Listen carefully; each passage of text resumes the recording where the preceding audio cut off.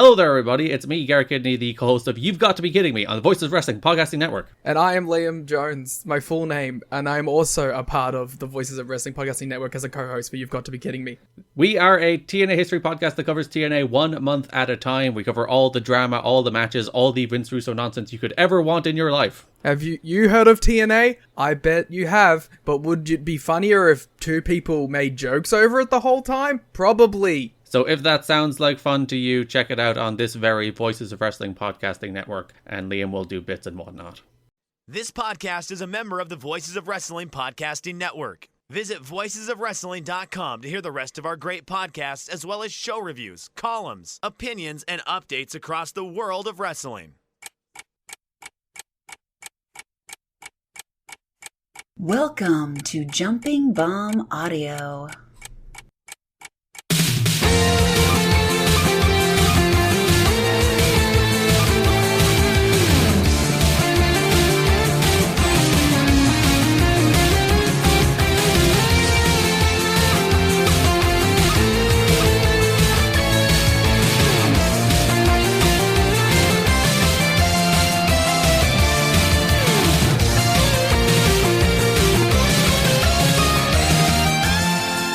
Hello, everyone, and welcome back to Jumping Bomb Audio, the #1 show all about the world of Joshi Pro Wrestling. My name is Taylor, and I am here joined, as always, by my good friend and co-host, Kelly. Kelly, how's it going? It is going great. I got a new desk. I got a new microphone arm. My desk has purple LEDs on it. I'm living in the future. Big upgrade. I did think for a minute that introduction that I said your name so quickly that some people may have thought I was introducing Kelly to the show. What I bet she keeps up with Joshi. 106 episodes with no guest, and then dropping in Kelly would be a big shock to the system. Yeah. But happy that you're at a new desk. Same microphone, right? Same mic. Yep. Same mic, just on an arm. Yeah, I got a little arm guy for him that I've had just hanging out in a closet for a while, because I used to just record at my kitchen table, and that wouldn't have attached well. But now I got a nice desk. Well, I'm very jealous of you because I'm sitting here with my computer and microphone on a table that's not big enough to hold both of them. So my microphone sits precariously hanging off the side of the small table that I use. So I wish I had an arm. I guess I probably could get an arm because it has a little bit of a lip, but I never have. So too bad for me. Yeah. Well, for this episode of Jumping Bomb Audio, we've got quite a lot to talk about. We've got a big Stardom show to talk about. We've got a big Marigold show to talk about. We've got some SEAdLINNG to talk about. We've got a little bit of Ice Ribbon to talk about. So plenty to cover. So let's dive right into it. We will start with a show that just happened a day ago. That would be Stardom's The Conversion, from June 22nd at Yoyogi National Gymnasium, #2, in front of 1,654 fans. Kelly, were you converted? I'm pretty sure I was converted. I think I was. What do you think of the show? I liked it. I had a good time with it. I thought it was a pretty good show. It was, a little long, but like most Stardom shows are, and overall I had a lot more I liked than I didn't like. I really liked the show. I thought it was very good. Didn't really have anything sort of on the match of the year level for me, but I thought everything really was pretty strong. Mm-hmm. So nothing like stuck out as like, ugh, that was a stinker. Everything was good at minimum. Yes. As Kelly, you were spoiled on something, which I guess we'll get to. But you told me, hey, I got spoiled. It's a newsworthy show. And at some point, I started sitting there like as matches were going by and nothing was really happening newsworthiness. I was like, What's going on here? I'm just gonna send you that randomly now. A lot happens. Whoa. I'm just gonna send you the eyes emoji out of nowhere. But the show began with a pre-show match, Fukigen Death defeating Rion in 4 minutes and 33 seconds. Kelly, I didn't see it, and I'm assuming you didn't see it. Nope. Great. The first official match on the show was a title match for the Goddesses of Stardom title. The champions Hazuki and Koguma successfully defending their titles against Hanan and Saya Ida, the New Blood Tag Team Champions, in 19 minutes and 23 seconds. Kelly, what did you think of this first match of this show proper? This kind of rocked. Like, they both teams really went for broke here. I don't know if it was just like they're like, yeah, we're in the opener, we're gonna kick this off, we're gonna give everyone a great show, or they're like, we're in the opener, what the fuck? Why are we so far down the card? We're gonna blow the doors off this place. But either way, it worked out. I went 4 stars on this one. Saya and Hanan have quickly became like one of my favorite tag teams in Stardom. They're really fun together, and I was kind of bummed they didn't win, but hey, they still have the New Blood tag titles. Well, Kelly, I will one up you. I went 4.25 stars on this. Wow. I thought it was really good. Thought it was a great choice to kick off the show in terms of bringing energy. You know, you have some stakes with a title match. It's not just some random like, hey, here's 6 people who aren't really doing anything on the show to go out there and do something. So I thought it was a really good start to the show. I thought they all went out and worked really hard. You know, I personally am a big fan of Saya Ida, so I'm happy to see her get some focus as she hasn't really in past times. I'll say, love the forearms to the ground. That was great. There was also a suplex where it fully looked like Koguma was just going to drop Saya Ida on her head. Yes. And then I was like, uh-oh. And then it was just a normal suplex. And I was like, oh, okay, that's good. But I thought it was awesome. Great start to the show. As I said, Hazuki and Koguma winning, calling out Suri and Konami after the match for their next opponent. So that should be coming at some point soon, which should be another good match. Yeah, sure. Sounds great. Let's do it. I was shocked to see this went 19:23. I didn't think it felt that long at all. No, you're right. And it was one of the longer, well, I guess all the title matches were longer. And of course the big, so I guess it wasn't really one of the longest matches on the show, but it didn't feel that. I would agree with that. It was really very long for an undercard match. Well, and the first match of the show. Yeah. The matches almost progressively got shorter until the middle of the card, which is unusual. The next match was a singles match. Starlight Kid defeating May Sierra in 13 minutes and 23 seconds. I like this match. I went 3 3/4 on it. Even though I thought it started a little bit slowly. I think I had high expectations and then sort of thought, well, they're sort of wrestling a pretty standard match. And then they really picked it up at the end. I thought it was really exciting. So I thought it got there in the end, but started a bit slow.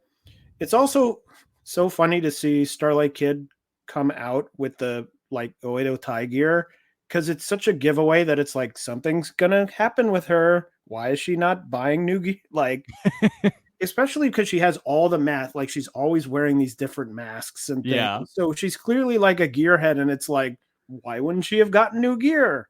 Maybe because she's waiting for something to happen for her to buy all new gear, which just sort of made me laugh. But a match that I enjoyed. I thought continued the strong start, not as good as the opener, but still enjoyed it quite a bit. Yeah, I was at 3.5. I thought it was good. It was exactly what you would expect out of these two. I thought the limb work here was done really well. I started to think we were going to get a draw just near the end, and then thankfully it wasn't. And I was like, hey, this is cool. Starlight Kid won. And then yeah, we get the tease of a future alliance at the end. So yeah, I was into this too. Then, before the next match, they announced some of the matchups for the upcoming 5-star Grand Prix, which will be happening in 4 blocks. At first, when they started announcing matches, I thought they had announced all the blocks, and I was like, did I miss that announcement? But no, because they had announced 4 people, or they had announced people in each block, but then there's 3 mystery people in each block, which I knew, and I thought, oh, if they're announcing individual matches, they must have announced everyone, but they have not. So I was very like, I stopped and I was like, oh my God, I missed the announcement of all the people in the 5-star. I was like looking at it online. I'm like going on Wikipedia, like if someone put it on Wikipedia. No, I didn't miss anything. They announced that the 5-star Grand Prix, Blue Stars A, so they're Blue Stars A and Blue Stars B, and Red Stars A and Red Stars B. Feels like you should just do like blue, red, yellow, green or something. Yeah. No, it would make more sense to have different colors. So that match will be Shuri versus Starlight Kid. Xena and Saori Anou are also in that block. B Stars Blue will be Saya Kamatani versus Ami Sourei. And Suzu Suzuki and Hanan are in that block. The Red Stars A will be Maika versus Natsupoi, and Natsukatora and Hazuki are in that block. And the Red Stars B will be Mayu Iwatani versus Tom Nakano. Got a big reaction in the building. And Azumi and Momo Watanabe are in that block. And as I said, there are 3 mystery participants in each of those blocks. So it will be a total of 21 participants. No, 28. No, 28. 28. Yeah. Wow, that was bad math. That was like 7 times 3. Yeah. Nope. 3 blocks. 3 people in 4 blocks with 2 people having matches announced and 2 not. Anyway, that was announced. The next match was a tag team match. The Empress Nexus Venus duo of Hanako and Mina Shirakawa defeating Natsupoi and Yuna Mizumori in 11 minutes and 17 seconds. Kelly, what did you think of this match? I feel like Hanako has mastered the art of being around while Mina is doing her dance in a way that Waka has never done. Because Hanako just stood there, arms crossed, looking like a badass instead of doing the Waka clap awkwardly thing. I think she handled it much better and looked like a badass. So Hanako, thumbs up. You're doing good.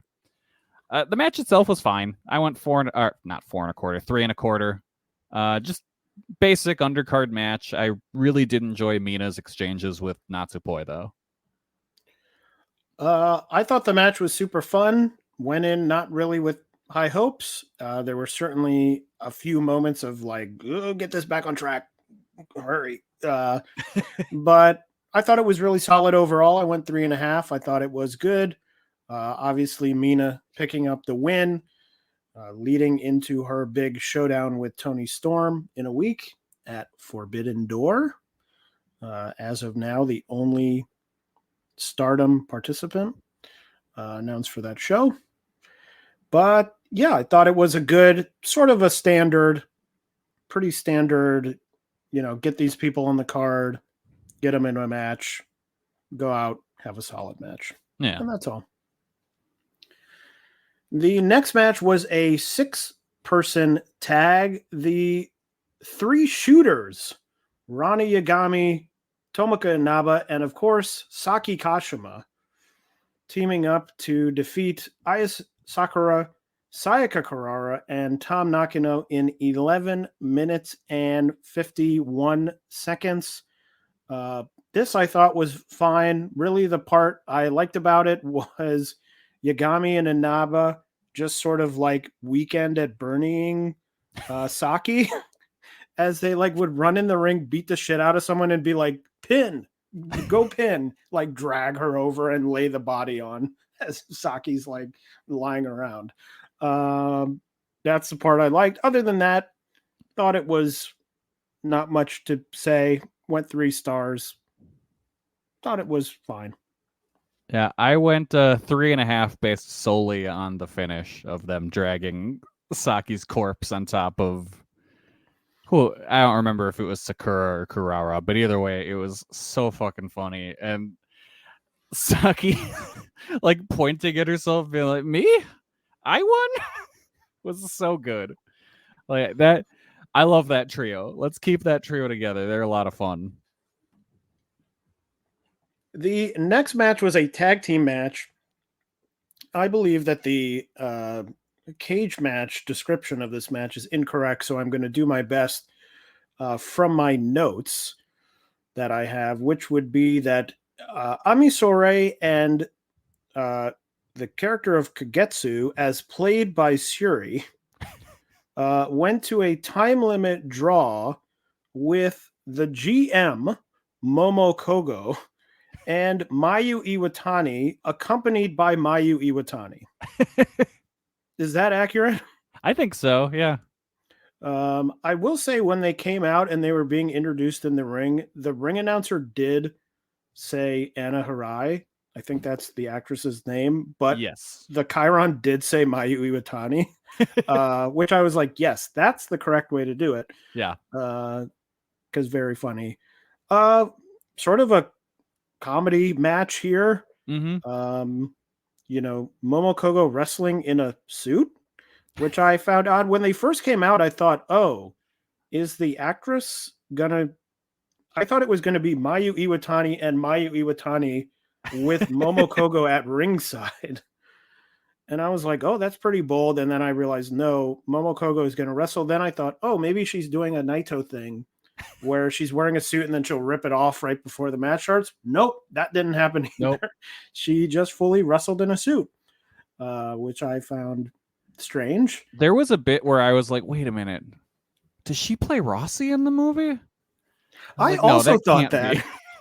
No, because right. there's Gussie is in the movie. That's right. Sorry, Gussie Oguchi is in the movie. So I was like, well, no, but she's playing the GM, I guess. That was the one thing that got through to me on commentary was every time she was on camera, they were like, the GM is here.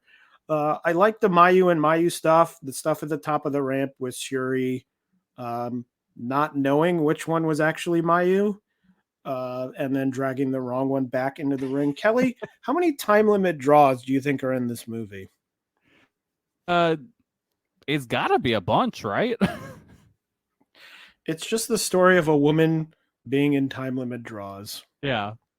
A woman not winning, but also not losing. Yeah. If the match doesn't have a result, you can't lose. This was the first time that Amisore came out, and I was like, well, who the fuck are you supposed to be? While knowing she was, in fact, Amisore.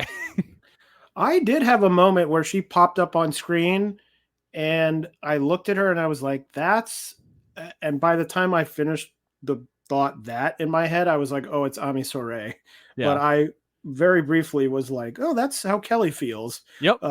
That is exactly how I feel. I was like, oh, that's Amisore. Was she supposed to be like an amalgam of all of the other Wait Tai members of that era?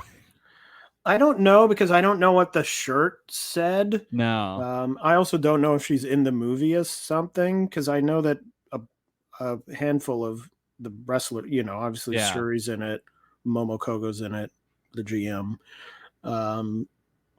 So I don't really know. I assumed that using like the fuzzy weapons was her being like knockoff Chris Wolf. Oh, I didn't think about that, but you think because she was also just wearing a white shirt with writing on it. Yeah, no. That probably would have helped if we could have read it and said, Yeah. "Oh, this person is this," but didn't have that. So, but a very funny match, sort of unexpected. Mm-hmm. I can't remember the last time I was like, "Oh, Stardom doing a comedy match on a big show that's not like Stardom and Showcase or whatever." And I gotta say, the fake Mayu was pretty good. Yeah. Took the Boston Crab Yep. pretty well. So, yeah. Well, and that's why I thought she must have gone through wrestling training to be in the movie. Yeah, she had to have. Which is why at first I thought, oh, they're going to team up together. Yeah, because she was throwing like the forearm strikes pretty good too. But we'll see. But the movie is out now, correct? I don't know, to be honest. Because it felt like the last big show, they were like, the movie's coming out. The movie's coming out. And now it's like, and here's a match about the movie. I don't know. Maybe it's just late stage promotion. Maybe. Could be. I don't know. I have no idea. But yeah, fun match. Enjoyable. And that was sort of the appetizer before the business end of the card, you could say. Because the next match was a losing unit must split 10-person tag team elimination match. The rules, I believe last time when we recorded, it had been requested that it was a loser, or it was a unit disbands match.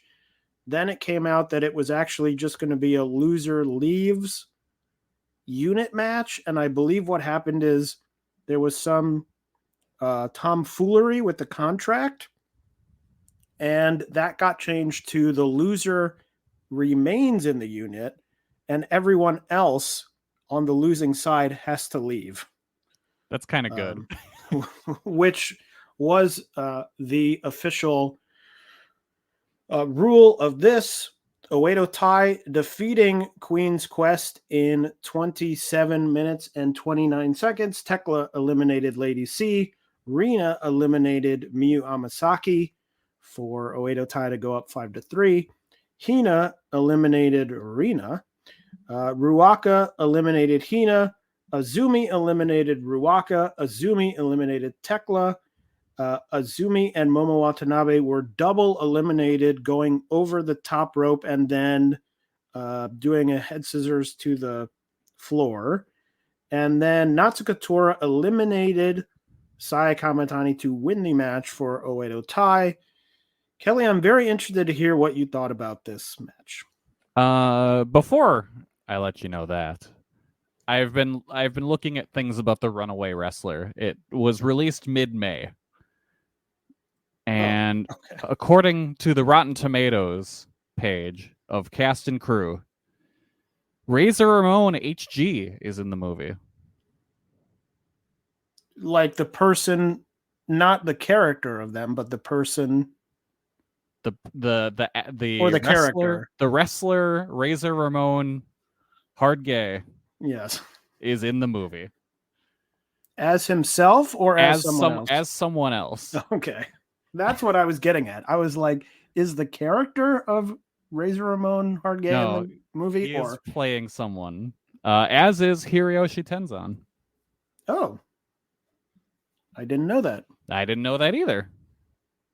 You learn a lot. Is Ami Sourei in the movie? Not that I can tell. Okay. Interesting.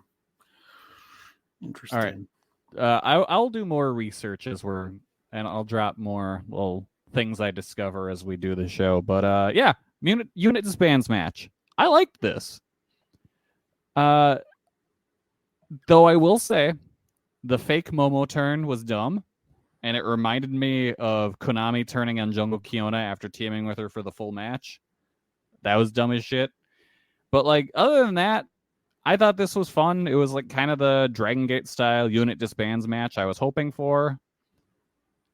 As much as Oedo Tai annoys me, I do think the right team won here, because I guess cartoon bad guys are going to be more useful down the road than the shambling corpse of Queen's Quest.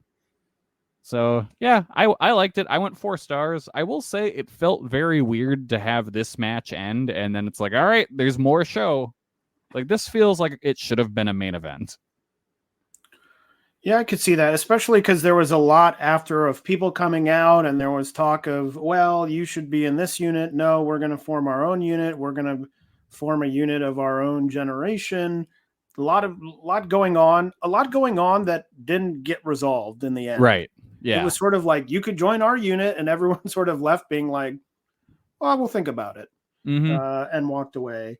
I agree with you. In the moment, Momo turned on Natsuko, and I was sort of like, okay, this is another one of those things where it's like you waited all match to do this, which never really makes sense, but happens all the time. But I could see it in the moment of being like, I've changed my mind at the last time, because it did feel like in that moment, it felt like Momo being like, I'm actually going to do this instead. But then the turn back also made no sense, because she turns, like, hits Natsuko. Natsuko goes down and gets a very close pin that's only saved by Ruaka throwing the box in. Was very funny. And barely, like, hitting them. And it just felt like you've left a lot up to chance here. Like, what if Ruaka wasn't on time and Natsuko gets pinned? Like, what happens then? I guess you could make the argument, well, I'm now, like, writing my own internal story. Yeah. Of, like, what makes this make sense? I guess you could say, well, Momo turns on Natsuko. That happens. Maybe they had planned this whole thing. But no, like, Tora doesn't get pinned, and Momo is sort of like, well, I turned on her thinking if she got pinned in the next 15 seconds, then I would be out and could, like, lead my own unit or something. And then when it didn't happen, was like, okay, Natsuko might win, so let me turn back and get on her side. It doesn't really make any sense. No. It's one of those things where it happens all the time, and it never makes sense that people late in matches are like, oh, I'm going to do this and I'm going to do this. I like that she turned back, because I was sort of like, I don't like when people turn at the end of matches, but then I was equally annoyed that she turned back because it didn't make any sense. I'm like, just end the match. Just have Tora, like, beat Saya Kamatani. I don't know. It's just a strange thing that I never understand, that happens in, like, every one of these matches that never makes any sense to me. That being said, shockingly, I went 4.5 stars on this, because I thought everyone worked hard. It was really fun. You know, before all the Momo stuff, I was like, this is Natsuko Tora's best match of all time. Yeah. Partially because she was not in it a lot early on. But I thought everyone worked really hard. It was super fun. I liked that the eliminations were a little bit, it wasn't just like 5-4, 4-4, 4-3, 3-3. It was like, okay, now we're 5-3, and now we're 4-3, and now we're 4-2. And I was thinking, oh, maybe they're going to get to some, like, 4 versus 1, you know, with Saya being left alone and having to fight or something, which they didn't end up doing. But it sort of kept me off my toes more than the usual elimination match format, which is 1 on each side, just back and forth until you're down to 2 or 1 or whatever. So, yeah. Yo, the pineapple apple pen dude is in the movie. I don't understand any of the words you just said. What? The song, the pineapple apple pen? I don't know that song. All right. I know nothing about that. Someone out there knows exactly what I'm talking about, and that guy is in the Runaway Wrestler movie. All right. Well, if you're a fan of pineapple, apple, what? Pen. Search out the movie, I guess. That was very unexpected. Anyway. Sorry, I'm still researching.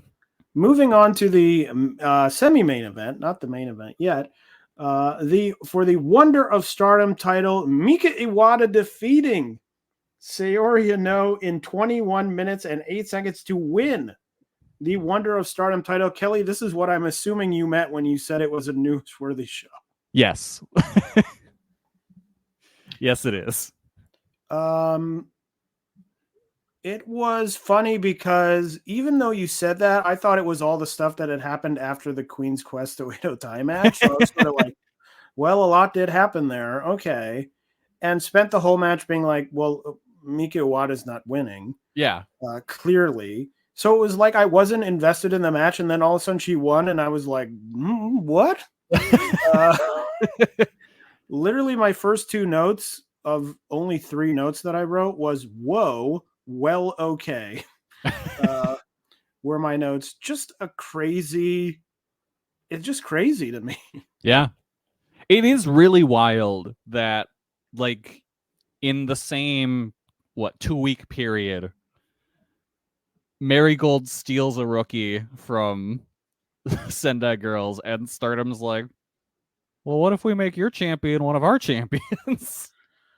Why don't we also make the person who's notoriously never wins Yes. win the title in Stardom?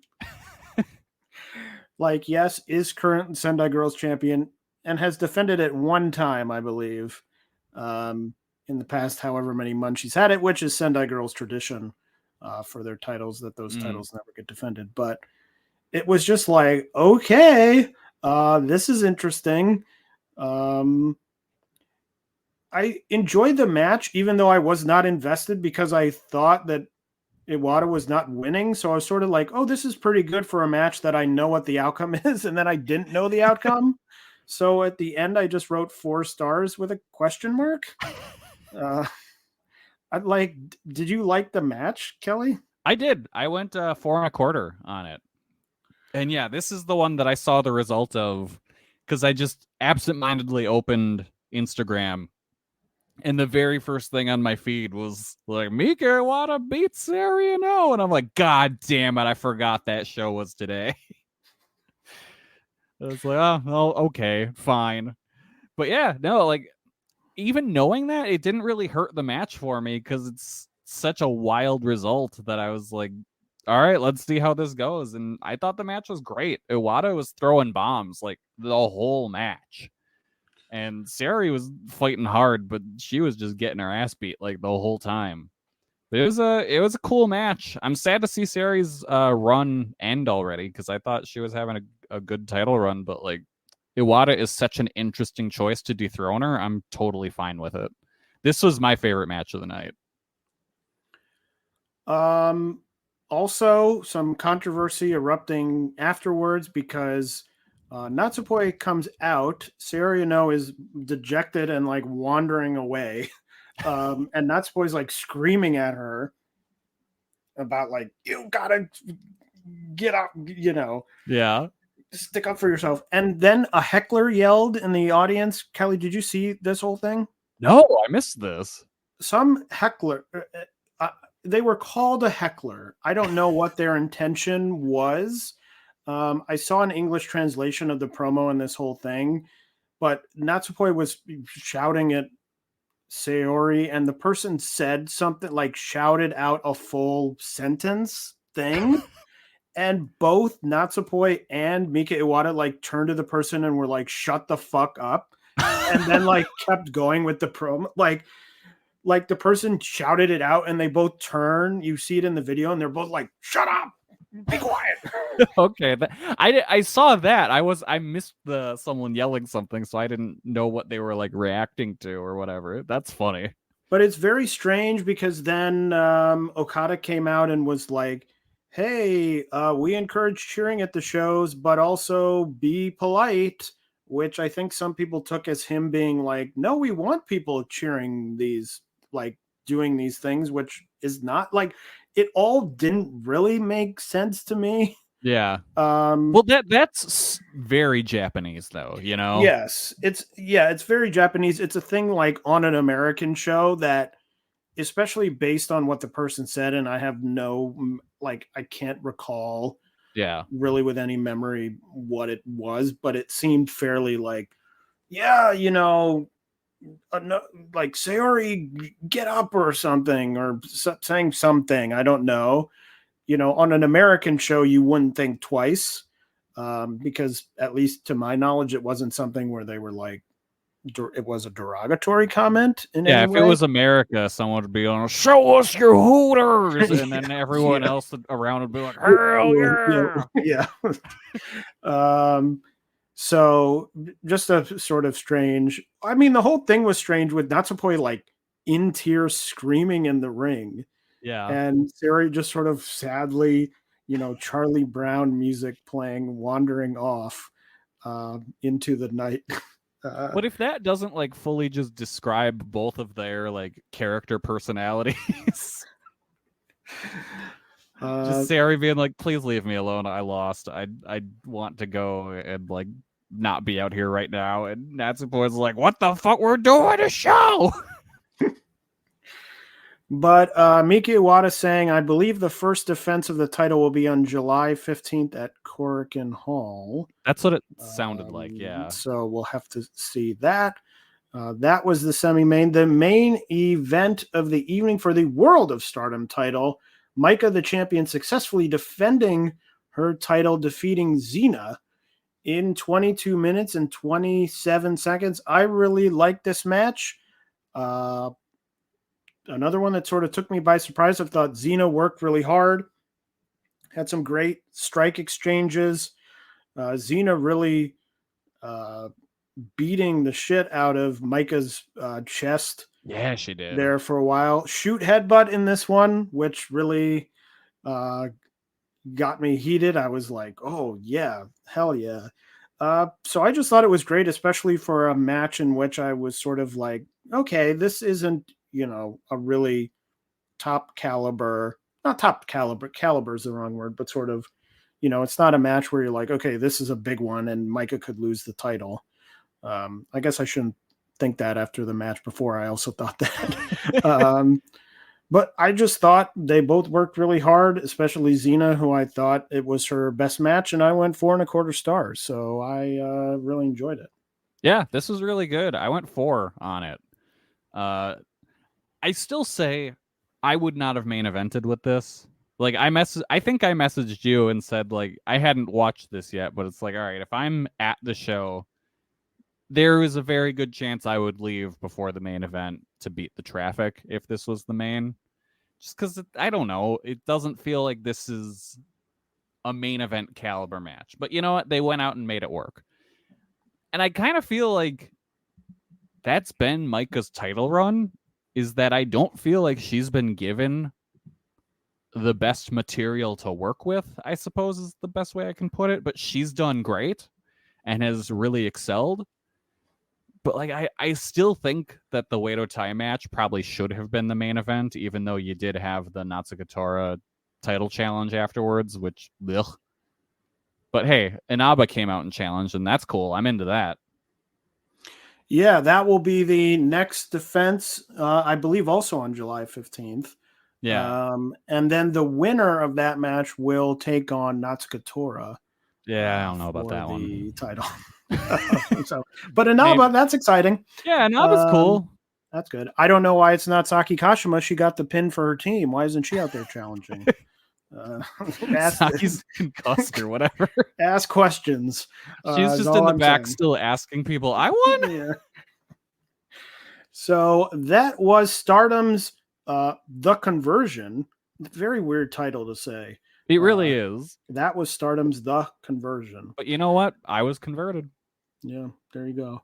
The next show we're going to talk about is Marigold show, the Grand Opening Wars Night 4, their Korakuen Hall show from June 11th in front of 985 fans. We'll get right into it. The first match at the debut of Komomo Minami being defeated by Mirai in 14 minutes and 1 second. I thought that this match was insanely long. Yes. for a rookie's first match. This was far too long. Going against Mirai. Yeah. There was a moment on commentary, I don't remember if it was Stuart or if it was Sonny, who said, wow, Komomo's totally out of gas. Like, She's yeah. out of it. And then the match went on for another like 6 or 7 minutes. Yeah. I was like, she doesn't seem that out of gas. She keeps going. You know, I thought she looked good in places. You know, there was nothing I was like over the moon about, but I liked the stuff she did with the arm work, the arm bar that she had at one point. But I thought 14 minutes for a rookie facing off against someone who is at very minimum in the upper half of your roster. I would argue probably in the upper tier of the roster, to me seems like insanity. Yeah, no, it was absurd. It shouldn't have taken Mirai this long to put her away. And she didn't really put her away. The ref had to call for the bell. Like, she never gave up. Which I do think is kind of a cool thing for like a young wrestler to do. Like, that's interesting. But after 14 minutes, I don't know. This was far too long. Komomo, while I do think she is good, she's just not that compelling yet for us to feel that much sympathy towards her to last us this long. So it was just, I think it was a misstep. Pretty much everything about this match. Like, it makes Mirai look bad. It overexposes your new rookie. I'm interested to see her, but yeah, this was not a great first match. This match was 9 seconds away from being the second longest match on the entire card. That's insane. So, yeah. The next match, a singles match, Nagisa Nosaki defeating Nao Ishikawa in 8 minutes and 32 seconds. Thought this was a pretty basic match, but I am enjoying the story of Nao Ishikawa sort of coming in, feeling slighted, but also not being able to win. I think that'll be a fun story for her to get her first win, although the crowd doesn't seem super into the story. Like, there were a couple moments in this match where I thought they were clearly setting up something of like, now Ishikawa's fighting back. Like, she had the big slap on Nagisa at one point, and the crowd just sort of didn't react. So I was like, oh, maybe the crowd is less into it. But I think it's a nice sort of undercard story to build. Mm-hmm.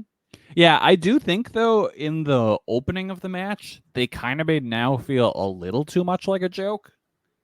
Like, with the whole, she was trying, like, couldn't get Nozaki to budge at all. So I don't know, that came off a little weird to me. But other than that, I thought the match was pretty good. The next match was a tag team match. Mai Sakurai and Mitsuha Matsui defeating Chiaki and Natsumi Shozuki in 14 minutes and 9 seconds. Kelly, what did you think of this match? I thought this was pretty good. Natsumi Shozuki is really the standout of this match to me. She really impressed me. On the other end, I don't know about you, but I'm starting to feel like Mai Sakurai is kind of regressing. Well, that's interesting. I have my own note on Mai Sakurai in this match.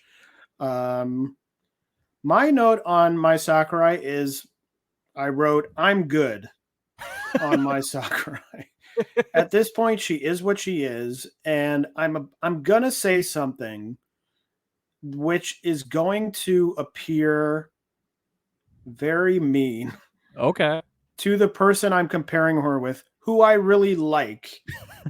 But let me work through it, and then maybe you'll understand. Okay. To me, Mai Sakurai is on the level of someone like Palm Harajuku in Tokyo Joshi. Okay. No, I honestly, I instantly understand what you mean. I do not think Palm Harajuku, and I will say this, I like Palm Harajuku a lot more than I like Mai Sakurai. Yes, absolutely. But Palm Harajuku, I don't think there is ever going to be a time. I just don't think it's been long enough. I don't think there's ever going to be a time where Palm Harajuku is going to come out and bust out some crazy 4.5-star match that you're like, holy shit, where has this been all this time? Yeah. It's like she is what she is. I think Pom Harajuku does that, what she is, very well. The problem is, I don't think Mai Sakurai does what she is very well. I mean, largely now, she sort of is this rich aristocrat character, which is fine, but you're sort of in the wrong promotion to be like, oh, the only important thing is she has a good character. It's like, great. And then the match starts, and I am not interested in watching. Correct. Yeah. No, like Pom is also incredibly charming. Mai Sakurai is not really. It's like, great. You sit in the middle of the ring and you pretend to sip on a glass of tea. I don't care about that. Yeah. Really at all. And it's like I said last time, she was in Stardom and she got to go in there every match, and she was with people who were better than she was, and sometimes some of the best wrestlers in the world. Mm-hmm. You can look good just saying, okay, bring me along, Shuri, we're having a match. Shuri, do what you want to do. And it looks great because Shuri's great. Here, and we'll get to more offenders of this in a few minutes, some of this roster is nowhere near that level. They could get there in a little time, but right now, where they're coming from, whatever they were doing, they are not on the level of, I'm a great in-ring worker where I can just take you and I'm going to drag you along and we're going to have a good match because I say so.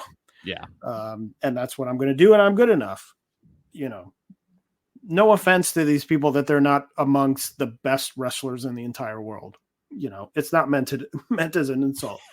But it's just like, now she has to be one of the leaders, and I just don't think she really has that. Yeah, Mai Sakurai probably shouldn't be the veteran in a match, Correct. Though I suppose she wasn't in this one. Misa Matsui is a 5-year veteran. And I'll say on the... Oh, and then Shozuki has been at it for 12 years, so yeah. Yes, and it clearly showed because in my notes I wrote the two best people in the match were Matsui and Shozuki, who both looked really good and had some fun stuff. Shozuki has some fun offense, and they clearly looked like people who've been doing it a while and sort of know what they're doing, and it's like, oh, that looks great, I want more of that. And then it's like, okay, here's Mai Sakurai to sort of do something some very basic whatever. So that's my thoughts. Well, we move on. We move on to the next match. Was a 6-person tag team match. Chikagoto, Koke Amare, and Miko Aono defeating the Gaijin trio of Bozilla, Myla Grace, and Zeta Steel in 14 minutes and 4 seconds. I'll just say my first note for this match was parts of this were eek. Yeah. Koki and Myla Grace may have some of the absolute worst chemistry I've ever seen in wrestling. Keep them apart. Never let them in the ring together. Like, my goodness, that was rough. That was so... I don't know if it was a language barrier issue or what, but those two cannot work together. My positive on this match was I actually like Zeta Steel. I do too. I was going to say that. I think she has good energy. Her stuff looks pretty good. I really like the stuff with her and Bozilla. And then Bozilla just killing her at the end of the match. Yeah, she's a really good just shithead. Like, she's great at that. And I like they announced the singles match, which I think just happened yesterday. They announced it on Twitter, and Zeta just retweeted it with the word "fuck" in all caps. That's so. She's great at Twitter. Like, which just I was like, that one okay. alone, tremendous. I was like, that's good. But my note literally was, I like Zeta Steel. She has good energy. Koke and Mila, different story.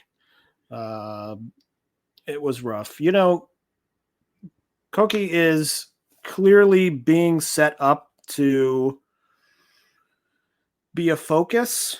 I think based on her sort of look, her appearance, but she is the person who, out of really everyone, and there's a few people who you could probably say, oh, they're working on it, they're developing. I mean, she needs the most, like, let's figure out the basics here first. Yeah. I'm saying stick her with Utami. Like, I think she can learn a lot from Utami. Just they seem very similar in that just appearance and the style they kind of want to work. Like, I just stick those two together, make her Utami's apprentice, essentially. Yeah, it's just like, look, if their hope was in 6 months she's going to be at the top of the card, that's not happening. That's not happening. It may happen down the line. I mean, some of these people are very green or have been working a style that isn't really this style, which is totally fine. It's just, I certainly think after that first show, it was sort of like, oh, Coke, you know, who's going to be the big thing? Obviously, Bozilla. And I mean, Mozilla has moments where you're like, okay, like. Yeah, but she's also 20. Yes, she's 20 and she has the character down pat. Yeah. Like, there are things where it's like, okay, maybe this move, not super great, but you're like, she knows her character. You're not out there thinking, who is this person who wandering around the ring? She sort of has the hardest part. I say that as someone who's never trained to be a wrestler, but I think sometimes when you're doing it, the hardest part is, you can be great in the ring, but if you can't figure out your character, then it doesn't really matter. And so Bozilla has that. And maybe that's a thing, Bozilla will be a focus until she leaves at the end of the year, if that is still what happens.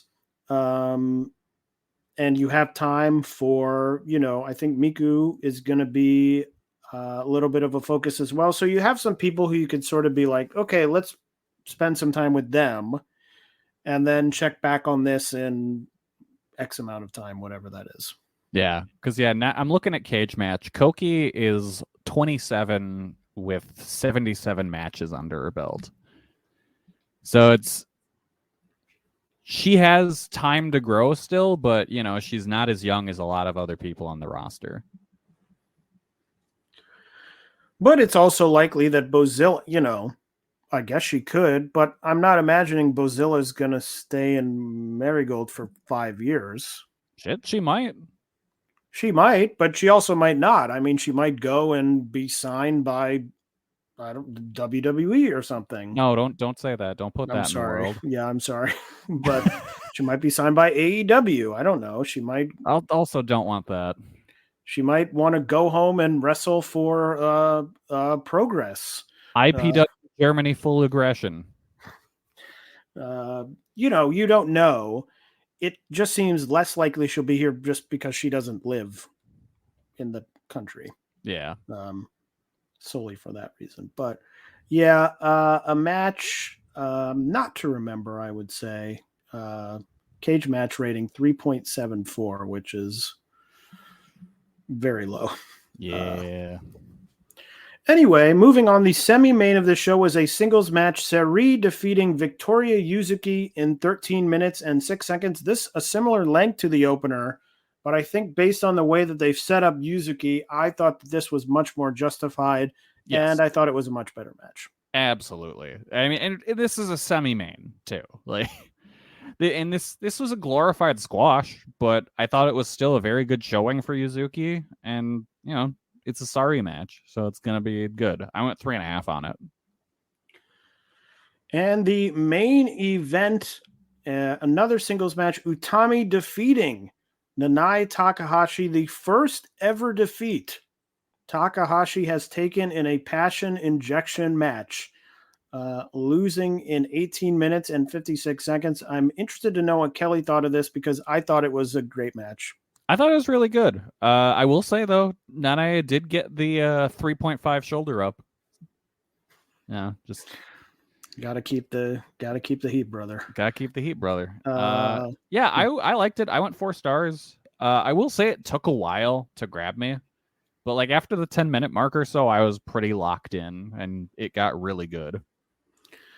Yeah, I thought they were just pummeling each other. I went 4 1/4. I just really enjoyed it. Really good match. A good end to this show. I think if they had gone out and it was like 3.5, you'd probably end the show being like, okay. Yeah. But good to have this. And then, of course, the big moment after the match, the talk of the wrestling world, I think it's fair to say, a video from Io Shirai. I cannot call her Io Sky. I won't do it. Oh, that's who you were talking about. Okay. I was confused. Challenging Utami to a match at the show coming up in July at Ryogoku. A singles match. The 2 former leaders of Queen's Quest. We were just talking about Queen's Quest. Now I guess they have the same leader because it's still Saya who's by herself. Yeah.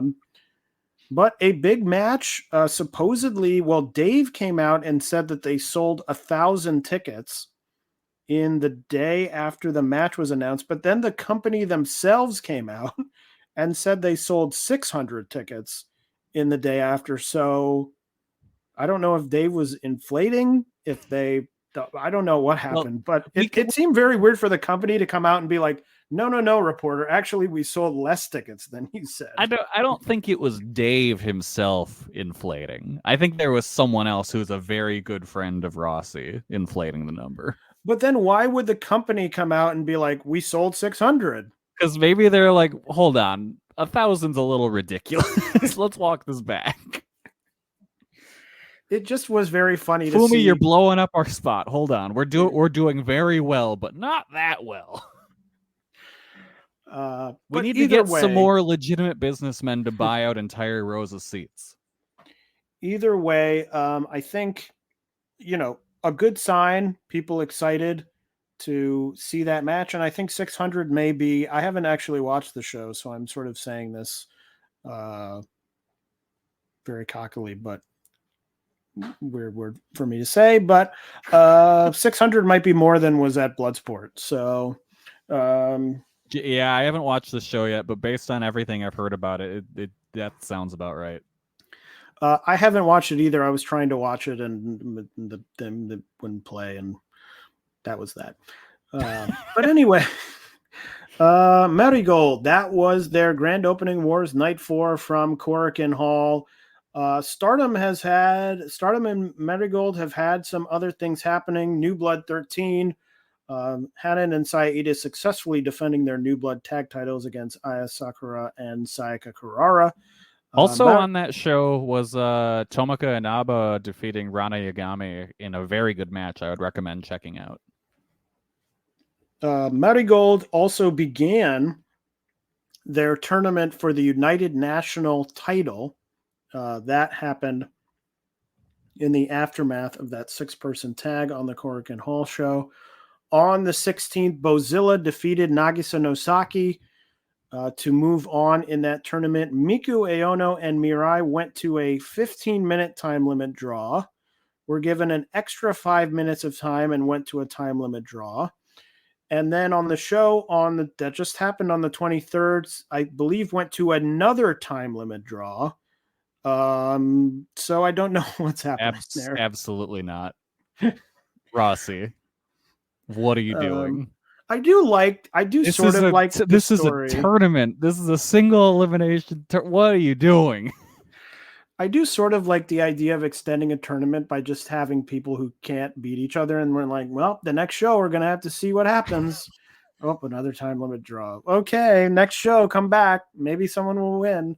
Rossi just keeps writing time limit draw on the run sheet. And every time he's like, oh, you're crazy for this one, Rossi. That show also had the Zeta Steel and Bozilla match. That is up on Wrestle Universe, I believe, now. I have not watched it yet because it just happened, but I do very much want to watch that Bozilla Zeta Steel match. Yes. SEAdLINNG had a show on June 12th. This was that wacky show that we talked about last episode, highlighted by the high-speed mask against heavy makeup match, where Kakadita defeated Natsu Sumire in 8 minutes and 4 seconds, forcing Sumire to remove her heavy makeup, which was done by them sitting her in a chair in the middle of the ring and what I can only describe as dumping makeup remover on her face. It was so bizarre.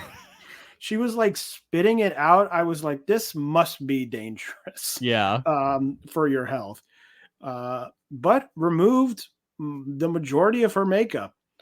I'll be interested to see if she returns like for the next show with the makeup back. I think it would be funny if she didn't have the makeup. Yeah. I fully expected it to be losing the mask, and so was shocked when it was not that. But very funny. And then the big one was the 12-person. How do I describe this? The 12-person multi-match fiesta. Yeah, series of matches. Started with a singles match, Mima Shimoda defeating Yuki Mashiro in only 2 minutes and 6 seconds. Then a tag team match, Arisa Nakajima and Veni went to a 15-minute time limit draw with Dash, Chizako, and Shuri in what I thought was the match of the show. That match ruled. I went 4.25 stars, Kelly. I was 4. Great match. Then they did a 6-person tag. Ayame Sasamura, Rina Yamashita, and Tsukasa Fujimoto defeating Makoto, Maya Yukihi, and Nagisa Nosaki.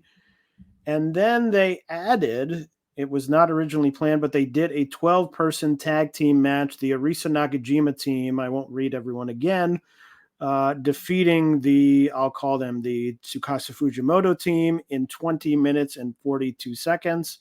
All pretty fun. Easy watch, that show. And then the main event, Seri successfully defending her Beyond the Sea title, defeating Misa Kagura in 11 minutes and 43 seconds. So a fun show. Mm-hmm. Ice Ribbon had a show on the 23rd. I have not watched this show yet, but this was the show that had the Mayu Iwatani Tsukasa Fujimoto IWGP title match. I have heard it ended in about 15 minutes after Fujimoto dislocated her shoulder, I believe. Oh, man. And so was ended by referee stoppage. Like I said, I haven't watched it, but from the people who did watch it, they were disappointed because they said it was actually very good up to that point.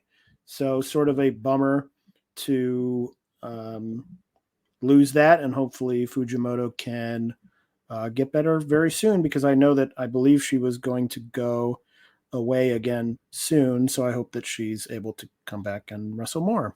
Yeah. Also on that show, Yuri defeating Hamako Hoshi to win the vacant Ice Ribbon title. I know there was some controversy because the IWGP match went on third from the top.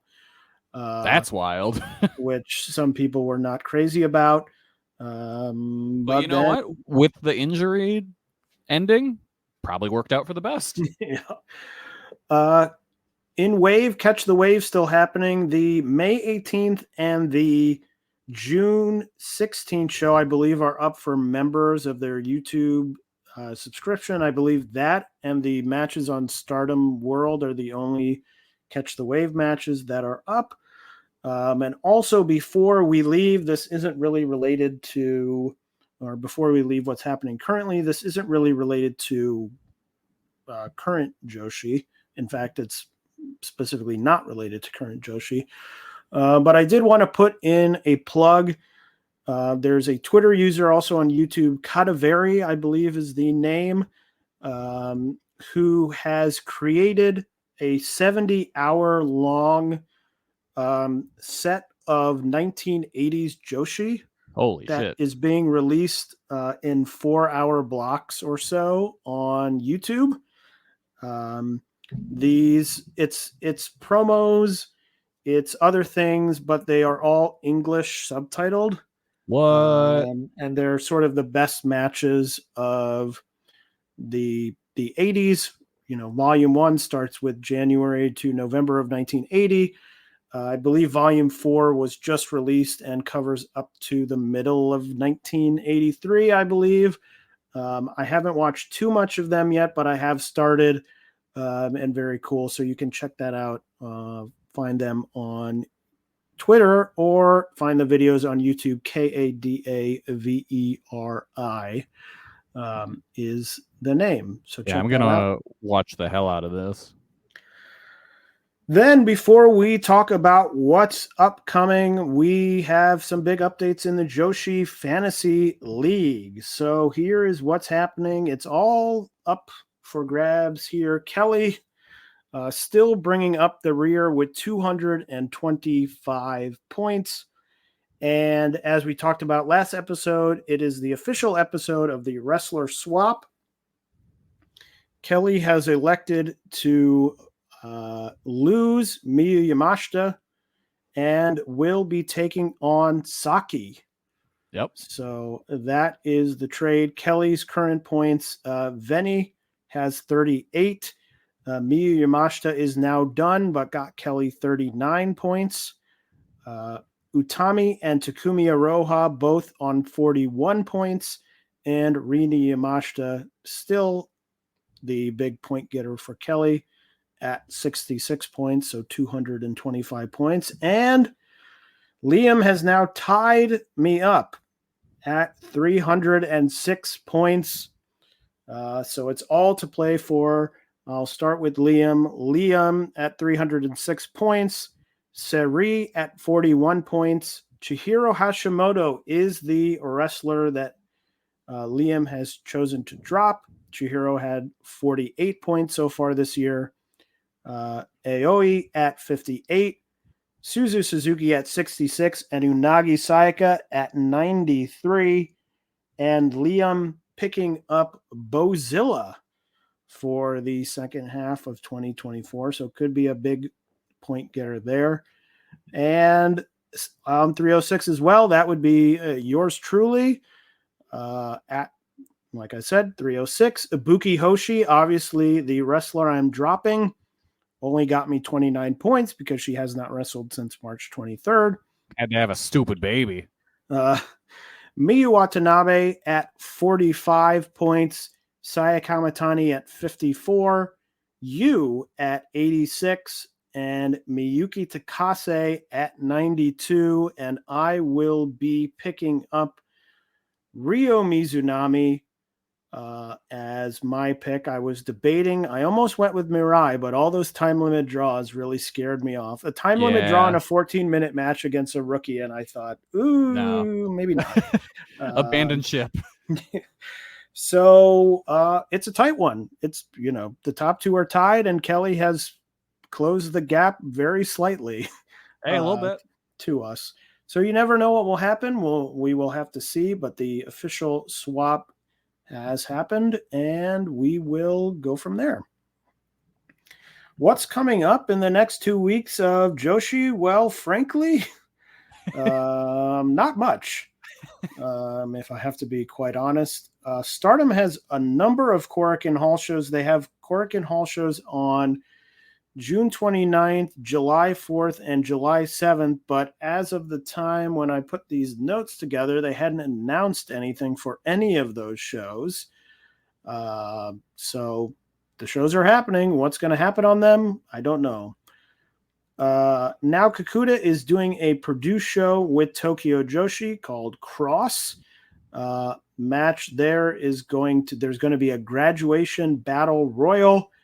And there will be Nao Kakuta and Tei Hanma will take on Sayori Ano and Natsupoi if they're still not yelling at each other or walking away from each other or whatever. Yeah, I'm interested to see if that plays a role in this match at all. Nao Kakuta will be retiring at the end of July. We'll be talking those official matches on the next episode. And of course, the Catch the Wave tournament is continuing. Other than that, Marigold has a number of smaller shows, house shows, as they build up to their big July 13th show, which we'll talk about next time. But really, other than that, a pretty quiet upcoming 2 weeks after a pretty crazy previous 2 weeks. Yeah. Yeah, no, it's weird to have this kind of so much free time.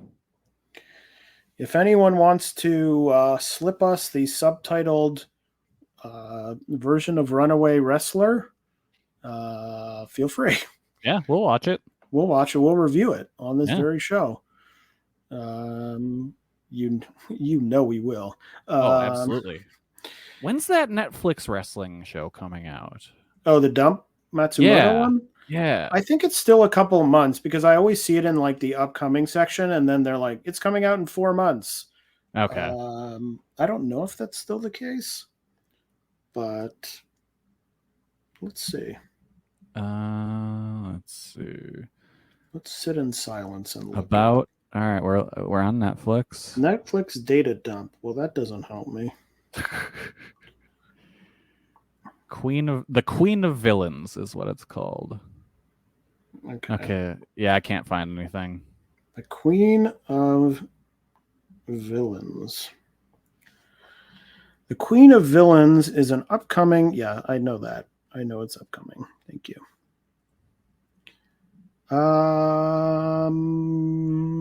It doesn't say, I don't think. Yeah. Well, one day it will come out. And not a day sooner. Yeah, all it says is 2024. I do have a reminder on for it. Same. So we'll know. But we'll have to see. The show is rousing and nostalgic, according to Netflix. Oh. So. Well, Kelly, it's that time again. It's time for Kelly's Corner. So I throw it to you to say something. So after we recorded our last episode, for whatever reason, I was like, I'm going to start watching Twin Peaks.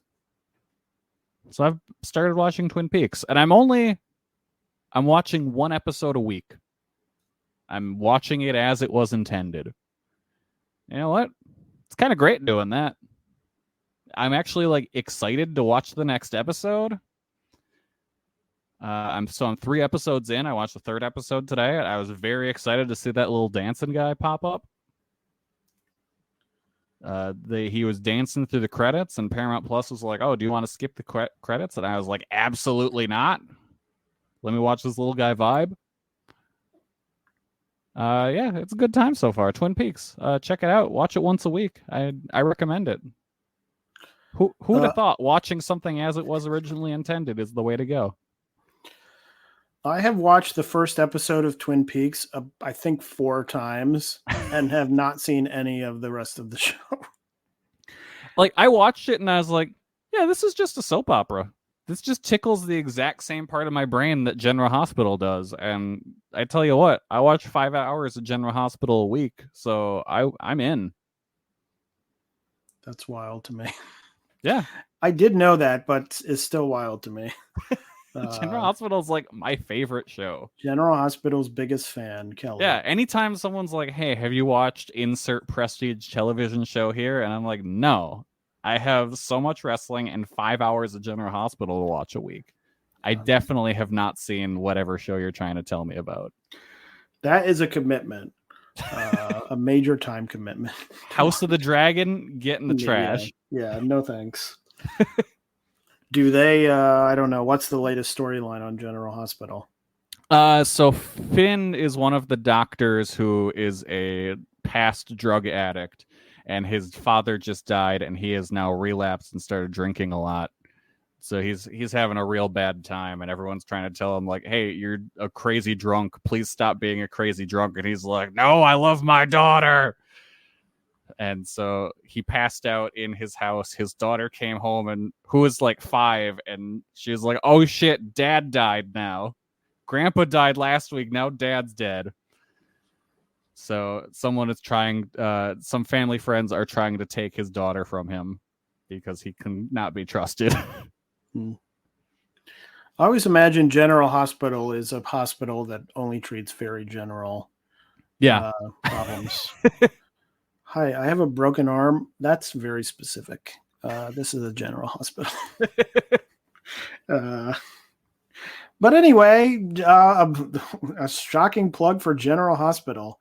I mean, I can do a General Hospital segment every 2 weeks. We can add that to the show. I thought you were going to say you could do a General Hospital podcast. I could absolutely do it. All right, Taylor, you're going to start watching General Hospital? No, I can't. So I can't commit. We're going to alternate weeks. So every other week we'll do this show, and then the other week we'll do the General Hospital show. And then 1 week I'll end up saying, "Welcome to Jumping Bomb Audio, the #1 show all about the world of General Hospital." That will be the end. Yep. Of me. That'll be the end of Jumping Bomb Audio, and all just the General Hospital show will remain. But that is all we have about the world of Joshi Pro Wrestling. So we will see you again in 2 weeks' time. For Kelly, I am Taylor saying farewell. Goodbye, everybody. Hello there, everybody. It's me, Garrett Kidney, the co-host of You've Got to Be Kidding Me on the Voices of Wrestling Podcasting Network. And I am Liam Jones, my full name, and I'm also a part of the Voices of Wrestling Podcasting Network as a co-host for You've Got to Be Kidding Me. We are a TNA history podcast that covers TNA 1 month at a time. We cover all the drama, all the matches, all the Vince Russo nonsense you could ever want in your life. Have you heard of TNA? I bet you have, but would it be funnier if two people made jokes over it the whole time? Probably. So if that sounds like fun to you, check it out on this very Voices of Wrestling Podcasting Network, and Liam will do bits and whatnot.